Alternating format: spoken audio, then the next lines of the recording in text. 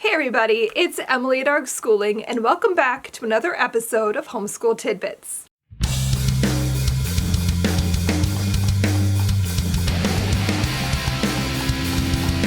Welcome back to Homeschool Tidbits. Today we're doing episode 64, and I'm going to be talking about my top 5 favorite history spines. In this weekly video series, I will delve briefly into a homeschool topic, and I'll share some of my knowledge and expertise as a long-time homeschooling mother of 4 children. 3 of them have graduated, 1 who is a college graduate, and 1 who will soon be a college graduate. It's no secret that I love history. That's why I created History Book by Book. I love learning about the past. I love reading about how people have lived throughout time and how their decisions have reverberated. It has always been my favorite subject to teach my children. I've been homeschooling for just over 20 years, and in that time, we have used quite a few different history spines. Now, while I've always homeschooled using quality literature as our base, we have tried out many different history books over the years. So I thought it would be fun today to reflect and review on some of our favorites. I'm going to give you both the pros and the cons of each so you can decide which books would work best for you and your family. And these are in no particular order. These aren't ranked. This is just 5 of our favorites. First, let's talk about the Usborne Internet-linked World History Encyclopedia. This is by far probably our most used resource, as you can see by how absolutely beat up our copy is. Like, the spine's been broken for years. But we love this book. What I love about it is its simplicity while covering the main beats of history. And this goes through a lot of history. This starts with like the Big Bang and it goes all the way through modern day. I think the last entry in here is just the end of the century. So this ends right around 2000. The artwork in here is pretty typical of Usborne, and my kids have always enjoyed that. We've always liked how bright and colorful this book is. This is an excellent resource for notebooking, for lapbooking, for keeping a timeline. It's also great to have on hand just to pull out for research. I would say the most significant downside of this book is the internet links. The links have been very hit or miss. Occasionally they don't even work, but honestly, that isn't a big deal to me. It's certainly not a deal breaker because we've gotten the most traction from the actual content of the book itself. And we can always do a Google search or go on YouTube if we're looking for something similar to flesh out more from the internet links. It's time to get a little controversial, but my next resource I want to share is Story of the World. I still love this series. I still think this is a great resource for homeschoolers. I've used it with all 4 of my children, and it cannot be beat for well-written narrative history. The writing, I think, is what makes this stand out. In my opinion, Susan Wise Bauer really does know how to tell a story and break it down so children can understand it without ever having to dumb it down. Is it a perfect resource? No. Literally none of the books I'm going to be talking about today are perfect resources. All of them have flaws, and all of them are going to have pros and cons.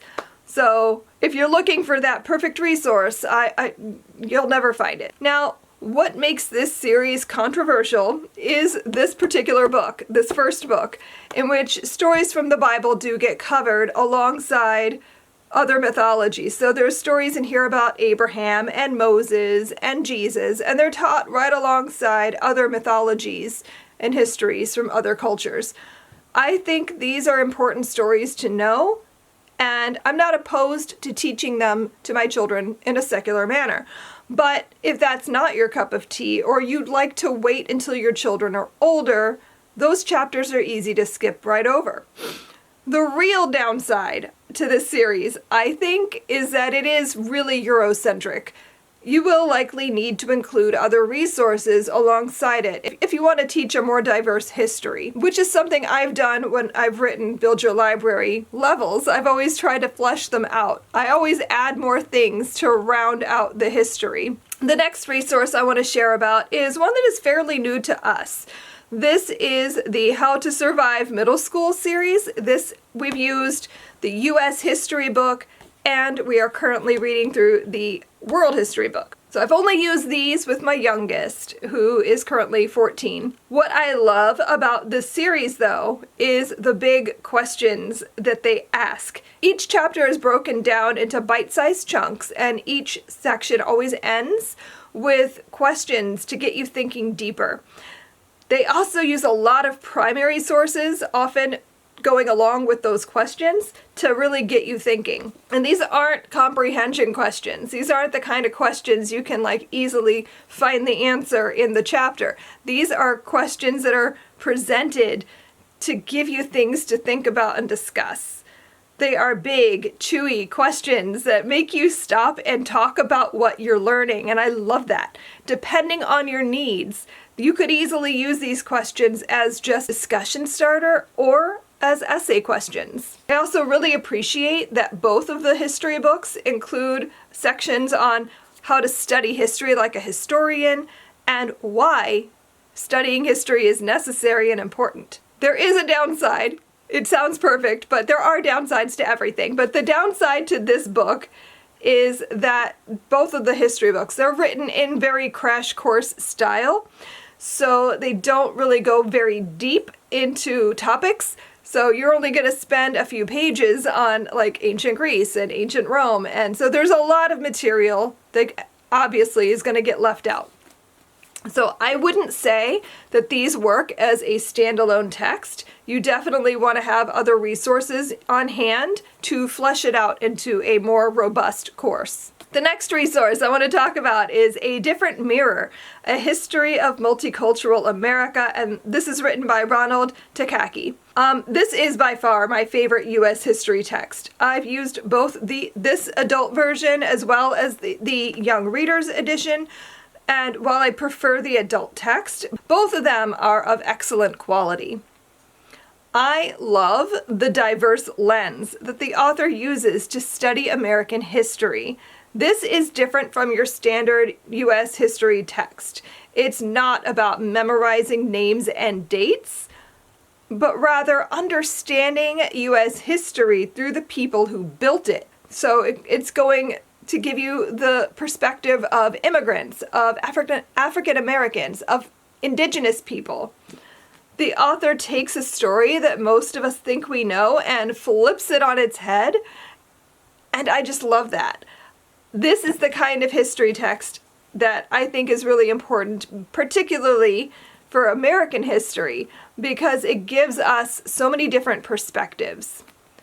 My only negative is that, again, not a comprehensive text. I don't think this would work if you only used this one spine as your history spine. I think this needs to be paired with a few other texts, which is what I do with Build Your Library, because I use this in level 12 and I use the Young Readers edition in levels 5 and 6. So when you are studying history, you're going to be using several different spines, because I think you need to have all of those resources to get a full picture of history. But again, this one's fantastic. It's one of my favorites. And when paired with a few other texts and some really great literature, this book is going to enhance your study of history. And my final resource I want to share is History Quest. This one is also relatively new to me, but it's also relatively new in general. This has only been on the market for a few years. And I've only used the ancient history text and this one, which is United States history, with my daughter, but we both really enjoyed it. The narrative is written in a similar style to Story of the World, so it makes a great read-aloud resource. What I love the most about this series is the history hops. I love historical fiction, and I love time travel, so reading a history text that includes those elements within it is really enjoyable. Each chapter ends with a history hop, which is where you time travel to the period you've just read about, and you meet different people from those eras. So it's a really fun way to put yourself into the story and make history relatable. I also appreciate how intentionally diverse this series is, both in scope of world history covered as well as in the U.S. history text. They include a lot of different voices and perspectives, which is great to see in an elementary level history course. Now, as much as I love this resource, there are some downsides, as there are to everything. I think the chapters can be a bit long for the age range. It's easy enough to break them down, but that does require a little more work on your part. My other negative is a little bit more nitpicky, but I prefer having a 4-year cycle for history, and in the elementary years especially, because they wrote the first 2 books for world history and then stopped to write a U.S. history course. The 3rd book is going to just be modern history. So that's going to cover a huge amount of time from I think the end of the 1600s all the way through modern day, which is a whole lot of material to fit into one text. So even so, I'm very excited to see what they do with that. So there you have it. These are our family's top 5 history spines, which I'm going to set down because that's heavy. I have used all of these books in our homeschooling over many years, and I have found great value in all of them. If you found this video helpful, I hope you'll check out Build Your Library curriculum. Build Your Library is a secular, literature-rich homeschool curriculum inspired by Charlotte Mason's philosophy of education. Based on nearly 20 years of homeschooling, I created the curriculum that I wish I'd had when I first started homeschooling my children. I have spent thousands of hours cultivating the best literature to enhance your children's studies. Our lesson plans make homeschooling simple. Just open them up, gather your books, and go. Our easy-to-use lesson plans include everything you need to homeschool. Just add math. Choose from our full-year K-12 levels, as well as fun topical unit studies and our newest product, Lit Bites. With Build Your Library, you will cultivate a home library filled with captivating literature, and you'll raise children who become lifelong learners. So snuggle up with our lesson plans, add a good book or 3, and have your best homeschool year ever. Let me know down below in the comments, what are your favorite history spines that you have used in your homeschool? I hope you enjoyed this video. If you liked this and you want to see more content like it, please remember to like and subscribe. Don't forget to come back next week for more homeschooling inspiration. And until then, happy reading. Bye.